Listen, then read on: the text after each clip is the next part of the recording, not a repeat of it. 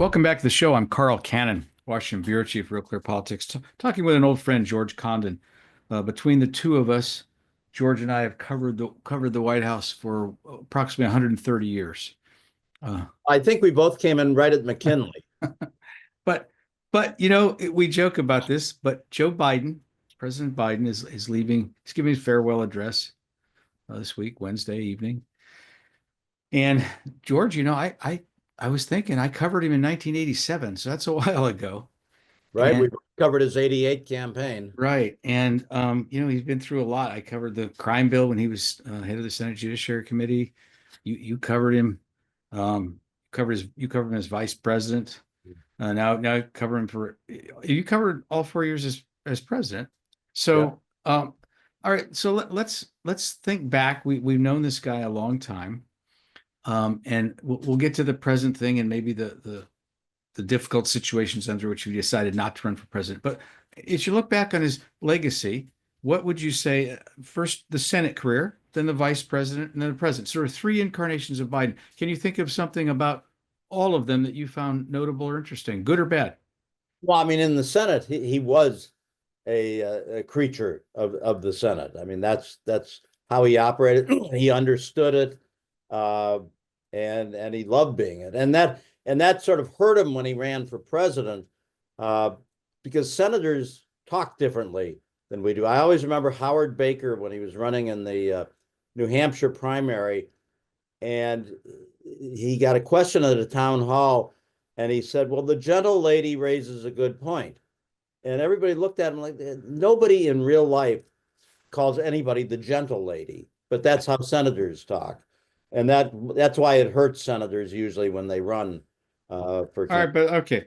So let me introduce you properly. George Condon, veteran White House correspondent for National Journal and previous president of the White House Correspondents Association, sort of the institutional memory of the White House Correspondents Association, veteran, nonpartisan reporter. All right, but George, let me pin you down. One good thing Joe Biden did in the Senate, and maybe one thing that wasn't so good. Well, I mean, at one point you would have said the crime bill, because he got it through in '94 when the Democrats were seen as weak on crime. That ended up being also the weakness because it hurt him later on with some of the things that he said and some of the provisions of that. So you'd put that as both the positive and the negative. All right. So, and I'm reminded of something. So we're assessing a guy in real time, George W. Bush, when he left office. He said, we're still arguing about George Washington. So maybe 50 years before we know all of these things. And I was thinking that when Dwight Eisenhower left office, I was reading some coverage. So he's leaving office, 1961. John F. Kennedy's coming in, and there were all these assessments. Things Ike did good, things he did bad. What everybody said was good is, and in Iran, we have stability in Iran because we placed the Shah of Iran there. Well, Right. Okay, that was 1953. So that bit this country in the ass all those years later, and still is. So we don't know. But with that caveat, let's skip forward to vice president because I have a nominee. I have a nomination for Biden as vice president. I think was an interesting accomplishment. But first, I'll let you go first. Oh, the pressure is on. I'm not sure. For any vice president, I have a great accomplishment. He was loyal to the president. He left us with one of the most memorable quotes when he leaned in. Do tell, this is radio. We can use it.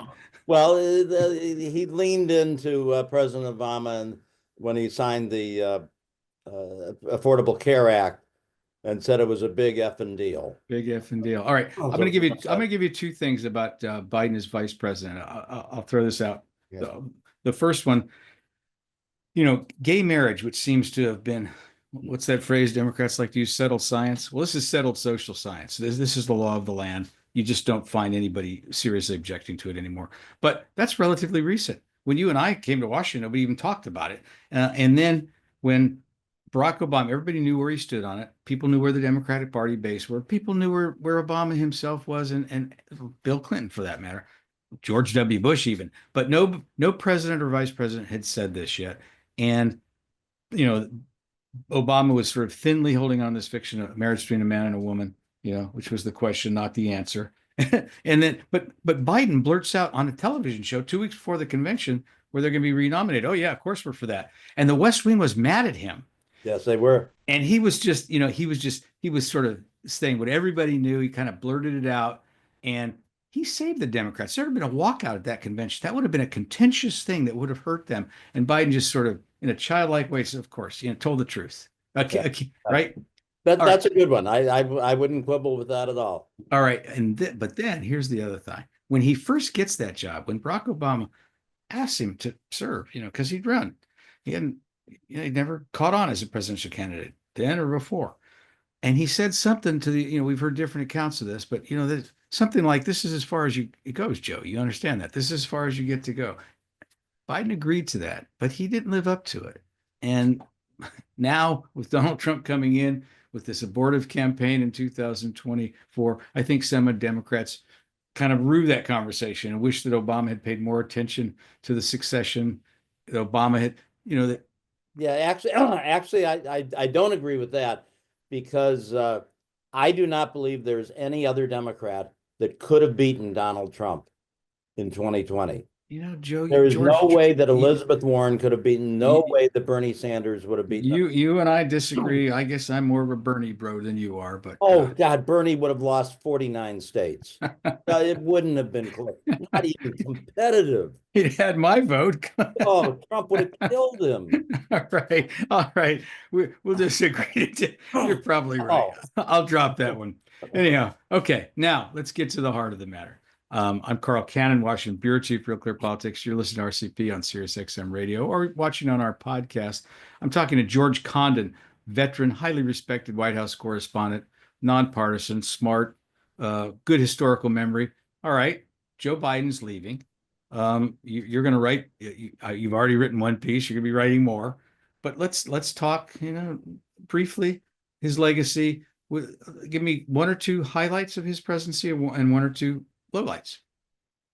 Okay, well, politically, the highlight is what I just mentioned, that he delivered a win against Donald Trump. But then his lowlight is when nobody in the country wanted an 86-year-old president, which is what he would have been at the end of a second term, when he went back on his word to be the bridge to the next generation, and with low popularity, decided he was going to run for another term. I just said that he was the only one who could have beaten Trump in 2020. He was one of the few who probably couldn't beat Trump in 2024, and that is going to mar his historical spot forever. Well, George, the voters kept telling us that. We'd see these polls. 2/3 of Democrats would say he shouldn't run again. And he didn't listen. Jill Biden didn't listen. The White House Palace Guard didn't listen. And really, the Democratic Party establishment didn't listen. Gavin Newsom was a loyal surrogate. Kamala Harris was a loyal vice president. Gretchen Whitmer couldn't pull the trigger. Some of these people should have said, look at this polling and said, wait a minute, the people are telling us something. Let's not dismiss this out of hand. Oh, well, I do blame the family. If you look at any family situation, we've all had that situation of having to tell an elderly parent it's time to stop driving. The family knows before anybody else does that you've slowed down. And I do not understand why the family pushed him. They wanted him to run. Yeah, I've got some Democratic friends of me are kind of mad at Jill, and they liked her before, but they thought that this was irresponsible and maybe done for reasons of ego. Yep, that's widespread. Yeah. All right.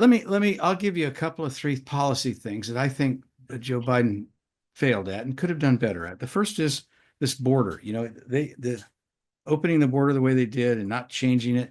A lot of these things are law. A lot of them happened under Obama, some of them under Trump. But Remain in Mexico seemed to be working. There was a framework there of a policy that could have turned into something constructive. But the Democrats their antipathy for Trump was so complete. They didn't want anything to do with anything he had done.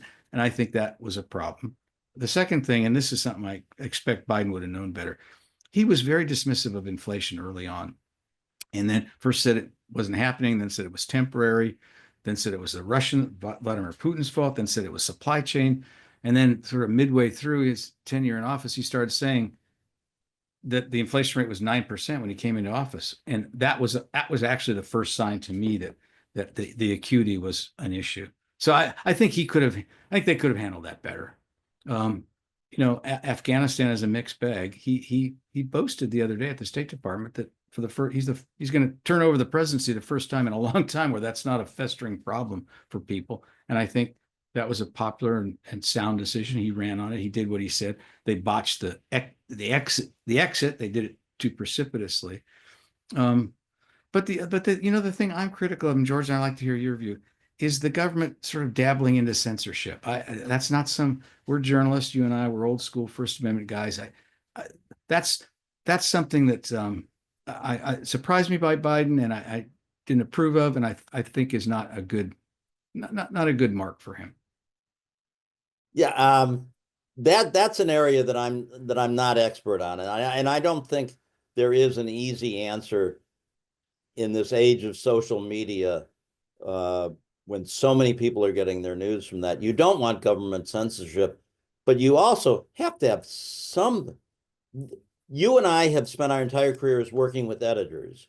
We don't put something on unless an editor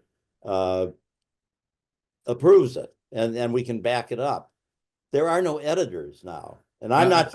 I agree. I agree with you, George, but the government can't be the editor. No, I know, but we don't consider it a censorship when our editor tells us we can't put something in our story. There has to be something out there, and whether it's fact checking on social media, not the government, but there is. It's the Wild West out there, and I don't have the answer for it, and I'm not ready to criticize either side on that right now. So let me ask you then one last question about Biden. We've got 30 seconds left.